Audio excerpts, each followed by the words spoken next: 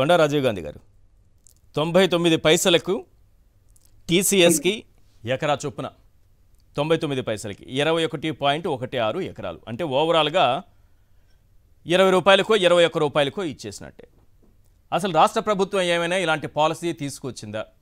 IT కంపెనీలకు లేకపోతే ఇతర కంపెనీలకు ఈ రకంగా మేము ఇస్తాము, అలా కాకపోతే ఒక 1000 ఉద్యోగాలు ఇచ్చే కంపెనీకి 99 పైసలకే ఇస్తాం, 10,000 ఉద్యోగాలు ఇస్తే 9 పైసలకే ఇస్తాం, ఇలాంటి పాలసీ ఏమన్నా రాష్ట్ర ప్రభుత్వం దగ్గర ఉందా? ఇది చంద్రబాబు నాయుడు గారి, లోకేష్ గారి సొంత పాలసీనా?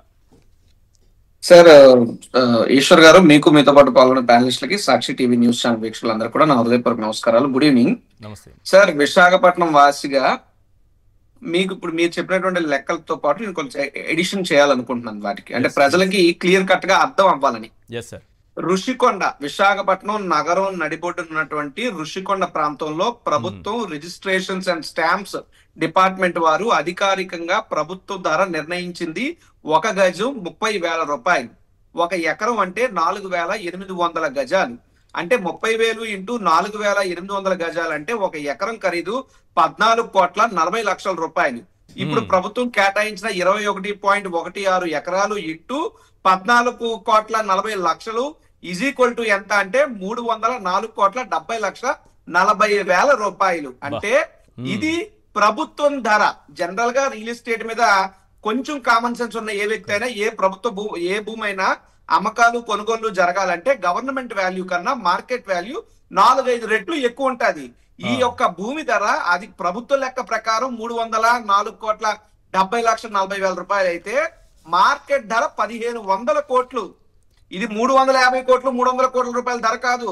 ఇది అక్షరాల మార్కెట్ వాల్యూ 1,500 కోట్ల రూపాయలు విలువైనటువంటి భూమిని దీని కారు చౌకానాలా లేదా కొత్త పదవి ఏమన్నా కనిపెట్టాలని ఆలోచన వస్తుంది నాకైతే.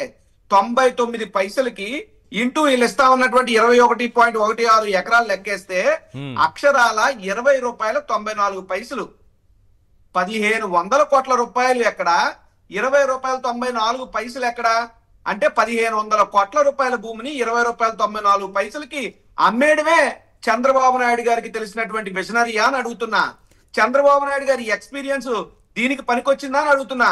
ఇలాగ 1,500 కోట్ల రూపాయల భూమిని 21 రూపాయకి అమ్మేస్తారని చంద్రబాబు నాయుడు గారిని ముఖ్యమంత్రిని చేసుకున్నావా అని అడుగుతున్నా. ఈ మాత్రం అమ్మేయడానికి చంద్రబాబు నాయుడు ఎందుకు చంటి పిల్లలను కూర్చోబెట్టినా అని ఉగ్గుపాలు తాగుతూ కొట్టేస్తాడు. ఇది కేవలం విశాఖపట్నం. ఇప్పుడు ఏదైనా కారణం ఉంటేనే 99 పైసలకి ఇస్తారు. ఒకటి, ఆ కంపెనీ రావడం వల్ల ఇతర కంపెనీలు క్యూ కట్టే అవకాశం ఉందా? Point number 1. అలాగే ఉద్యోగాలు వెల్లువ ఒక్కసారిగా వచ్చే అవకాశం ఉందా? అదే జరిగితే హైదరాబాద్లో కంపెనీలు వచ్చాయి, బెంగళూరులో కంపెనీలు వచ్చాయి, చెన్నైలో కంపెనీలు వచ్చాయి. మరి ఎక్కడైనా 99 పైసలకి భూమిని కట్టబెట్టారా? ఏ ప్రయోజనంతో చేస్తుంటారనుకుంటున్నారు? ఎక్కడా కూడా ఎకరా 99 పైసలకి ఇచ్చినటువంటి చరిత్ర లేదు. దీంట్లో 2012 GOMS నెంబర్ 571 ప్రకారం ప్రభుత్వ భూమిని ఇలాగా అమ్మేయటం కేటాయించేయడం చేయకూడదు. వార్షిక లీజు బట్టి ఇవ్వాలి. ఆ వార్షిక లీజు కూడా మార్కెట్ వాల్యూ కన్నా 10% మించి తగ్గి ఉండకూడదు అన్నటువంటిది చట్టం చెప్తుంది. అదే విధంగా ఇచ్చినటువంటి లీజ్ ఏదైతే ఉందో ప్రతి 3 ఏళ్లకోసారి మార్కెట్ ధరకి అనుసంధానం చేసుకుంటూ హెచ్చు తగ్గింపులు చేయాల్సినటువంటి అవసరం కూడా ఉందని చెప్పి క్లియర్ గా చట్టం చెప్తుంది. GOMS నెంబర్ 571 2012 ప్రకారం క్లియర్ గా ఇది చట్ట విరుద్ధమైనటువంటి కేటాయింపులు. ఈ రోజు ఇంకోటి చెప్తున్నాం, TCS అని తెచ్చామని చెప్తున్నారే. TCS యొక్క ఒప్పందం జరిగింది. TCS కంపెనీ రావాలి, వారికి మేము ఇక్కడ విశాఖపట్నంలో పెట్టండి అని చెప్పి కోరింది. ఆ రకంగా అడుగు పడింది వైఎస్ జగన్మోహన్ రెడ్డి గారి ప్రభుత్వ హయాంలోనే. ఇంకో మాట, ఇన్ఫోసిస్ అనేటువంటి కంపెనీని జగన్మోహన్ రెడ్డి గారి ప్రభుత్వ హయాంలోనే విశాఖపట్నంలో ప్రారంభించాం. విశాఖపట్నంలో ఇన్ఫోసిస్ లో ఈ రోజుకి 1,200 మంది ఎంప్లాయీస్ పని చేస్తున్నారు. కానీ మేము ఎక్కడ ప్రభుత్వ భూమిని వాళ్ళకి కేటాయించలేదే. కంపెనీలు రావాలంటే కేటాయించలేదు. 99 పైసలకి ఇవ్వలేదు అంటున్నా. కేటాయిస్తే తప్పేం కాదు, భూమి ఇవ్వలేదు. They are running their company. రూపాయి 5 పైసలకి కొంచెం రేటు పెంచి రూపాయి 5 పైసలు, 2 రూపాయల 10 పైసలు. సార్ అసలు భూమి కేటాయింపు ఇన్ఫోసిస్ కి చేయలేదు sir. As per my knowledge, నేను మీతో మాట్లాడే ముందు నేను గ్రౌండ్ రియాలిటీ, ఎందుకంటే అదే రుషికొండ ప్రాంతం, అదే మధురవాడ ప్రాంతంలో మా తాత అక్కడ అరటిపళ్ళు తోటలు ఉండే మధురవాడ ప్రాంతంలో అరటిపళ్ళు తోటలు కొనుక్కుని తెచ్చి పూర్ణ మార్కెట్లో మా తాత అరటిపళ్ళు అమ్ముకుని మా జీవన విధానం అంతా విశాఖపట్నం పుట్టి పెరిగిన వాళ్ళమే, మా తరతరాలు మాకు తెలుస్తుంది. అయినప్పటికీ నేను ప్రతి ఒక్కరితో మీ డిబేట్ కి వచ్చే ముందు ప్రజలకి మనం ఉన్న విషయాలు కరెక్ట్ గా చెప్పాలి అనేటువంటి ఆలోచనతో కొంత ఎక్సర్సైజ్ దీని మీద చేసి పాత మాజీ ఐటీ శాఖ మంత్రి గారితో కూడా నేను మాట్లాడితే క్లియర్ గా నాకు తెలిసింది ఏంటంటే ఐటీ శాఖ మంత్రి గారి ద్వారా కూడా ఈ ఇన్ఫోసిస్ అనేటువంటి కంపెనీ వాళ్ళ యొక్క కార్పొరేట్ సెక్టర్ బిల్డింగ్ లో రన్ చేసుకుంటున్నారు తప్ప దానికి ఇంకా కేటాయింపులు జరగలే. అదే అంటున్నా, ఈ రోజు టీసీఎస్ కంపెనీ రానే లేదు, ఒక ఉద్యోగం అక్కడ దొరకనే లేదు, మీరు 1500 కోట్ల రూపాయలు భూమి ఇచ్చేయడం అంటే ఇది ఎంత అన్యాయం? మిగతా అన్ని కంపెనీలు కూడా ఇస్తారా? ఇదేమన్నా పాలసీనా? కాదే.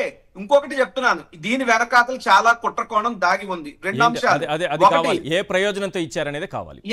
ఏ ప్రయోజనం అనేటువంటి పక్కన పెడితే ఏ ప్రయోజనం ఆశిస్తున్నారో, future what is the future for this decision అనేది ఇంపార్టెంట్ సార్. ఈ రోజు రుషికొండ ప్రాంతంలో 99 పైసలకు ఒక ఎకరా ఇస్తున్నారంటే రేపు స్టీల్ ప్లాంట్ భూములు ఎన్ని పైసలు కొట్టేపోతున్నారు? That is very very important. నాకు వచ్చిన అనుమానం కూడా అదే. అంటే ఆ స్టీల్ ప్లాంట్ వరకు నేను వెళ్ళలేదు, కానీ అసలు విశాఖనే 20,000కు 30,000కు అమ్మేవచ్చు. ఒక 30,000 ఎకరాల ఖాళీ ఉంటే మొత్తం విశాఖనే అమ్మేవచ్చు. 30,000 ఈ రోజు రేపు ఎలా చూపిస్తారంటే, ఆల్రెడీ చంద్రబాబు నాయుడు గారు చాలా తెలివిగా, లేకపోతే కేంద్ర ప్రభుత్వం కానీ రిజిస్ట్రేషన్ వాల్యూ స్టీల్ ప్లాంట్ ప్రాంతంలో చాలా తక్కువ ఉంటది మిగతా విశాఖపట్నం మొత్తం పోలిస్తే. అయినప్పటికీ కూడా సుమారు 26,000 30,000 ఎకరాల భూమి అక్కడ ఉంది. లక్షల కోట్ల విలువ చేసేటటువంటి భూమి అది. దాన్ని కొట్టేయాలి కార్చౌక అంటే నిన్న కాక మన టీసీఎస్ కి 99 పైసలకే ప్రభుత్వం ఇచ్చింది. ఆ 99 పైసలు చొప్పున ఇంటూ అదో 30,000 ఎకరాలు అది కూడా కొట్టేస్తారు. ఇటువంటి ఓ పెద్ద కుట్రకి ఇది ఒక శంకుస్థాపన కార్యక్రమంలా నాకు అనిపిస్తుంది. రెండో పాయింట్, ఒక పక్క అమరావతిలో గతంలో 34,000 ఎకరాలు తీసుకుంటేనే ప్రజలు చీకొట్టారు, మళ్ళీ వచ్చి 40,000 ఎకరాలు అడుగుతున్నారు. అటువంటి పరిస్థితుల్లో ఖచ్చితంగా ఒక టాపిక్ డైవర్షన్ జరగాలంటే ఇటువంటి కార్యక్రమం. దీంతో పాటు ఏమంటారు, స్వామి కార్యం స్వకార్యం రెండు అయిపోతున్నట్టు పొలిటికల్ డైవర్షన్ అనే డిస్కషన్ ఉంది. రెండోది వాళ్ళ స్వలాభం ఉంది. ఏ లాభం లేకుండా 1,500 కోట్ల రూపాయల భూమిని ఎలా ఇస్తామని లోకేష్ గారు చెప్తారు, ఇచ్చేసామని ఎలా ప్రకటిస్తారు? ఇది పూర్తిగా విశాఖపట్నం యొక్క బ్రాండ్ ఇమేజ్ ని దెబ్బతీస్తున్నారు. నెమ్మదిగా స్లో పాయిజన్ లాగా. నిన్న కాక మొన్న విశాఖపట్నం నుండి విజయవాడకి డైరెక్ట్ ఫ్లైట్ వేయలేనటువంటి దౌర్భాగ్య పరిస్థితిలో ఉందే. వాళ్ళ పార్టీ శాసనసభ్యుడు గంటా శ్రీనివాసరావు స్వయంగా ట్వీట్ పెట్టాడే, ఇంత నిస్సిగ్గుగా రామ్మోహన్ నాయుడు గారు సిగ్గుపడాల్సిన అవసరం ఉంది. పైపెచ్చి ఆయన గ్లోబల్ యంగ్ పొలిటికల్ లీడర్ అనేది అవార్డు వచ్చింది. ఎందుకు వచ్చింది? విశాఖపట్నం విజయవాడ డైరెక్ట్ ఫ్లైట్ వెళ్ళినటువంటి సివిల్ ఏవియేషన్ మినిస్టర్ అవార్డులు ఇస్తారని నాకు ఇప్పుడే తెలుస్తుంది. కాబట్టి నెమ్మదిగా విశాఖపట్నం బ్రాండ్ వాల్యూని తగ్గించడం భాగంగా కూడా ఇటువంటి కుట్రలు జరుగుతున్నాయనేటువంటి అనుమానం మాకుంది.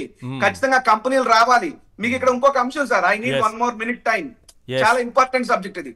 ఇప్పుడు ఏదైతే టీసీఎస్ గురించి మనం మాట్లాడుతున్నామో, విజయనగరం జిల్లా కొత్తవలస మండలంలో జేఎస్డబ్ల్యూ స్టీల్స్, జేఎస్డబ్ల్యూ కూడా భారతదేశంలో చాలా పేరున్నటువంటి స్టీల్ ప్లాంట్ కంపెనీ. ఆ కంపెనీ జస్ట్ కొన్ని గంటల ముందే లే ఆఫ్ ను ప్రకటించింది.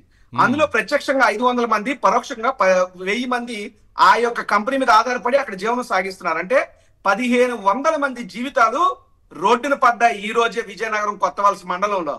నేను ఆ కంపెనీ అక్కడ ఉన్నటువంటి ఆ ప్రాంత వాసులందరితో కూడా నేను మాట్లాడుతూ నాకు తెలిసింది ఏంటంటే, ఆ కంపెనీకి అసలు కేటాయింపులు ఏమైనా భూములు చేశారంటే 1980 దశకంలో ఆ యొక్క కంపెనీ విజయనగరం జిల్లా కొత్తవలస మండలం, అది ఎస్కోట కాన్స్టిట్యున్సీ, పార్లమెంట్ ఏమో విశాఖపట్నం పార్లమెంట్ పరిధిలోకి వస్తుంది. అయితే అప్పట్లోనే 1980వ దశకంలో సుమారు 60 ఎకరాలు ఆ కంపెనీ కొనుక్కుంది స్థానికుల నుంచి. ఎకరం 25,000 ఆ రోజుల్లో కొన్నది. ఎక్కడ కొత్తవలస మండలం, ఎక్కడ విజయనగరం జిల్లా, ఎక్కడ 1980 దశకం, ఎక్కడ ఎకరా 25,000 రూపాయలు. ఈ రోజు విశాఖ నగరం నడిపడిన ఎకరం 99 పైసలు అంటే ఎవరిని మోసం చేస్తున్నారు? ఇదో పెద్ద అవినీతి కుంభకోణం అని చెప్పడంలో ఇంతకన్నా వేరే ఉదాహరణ లేదు.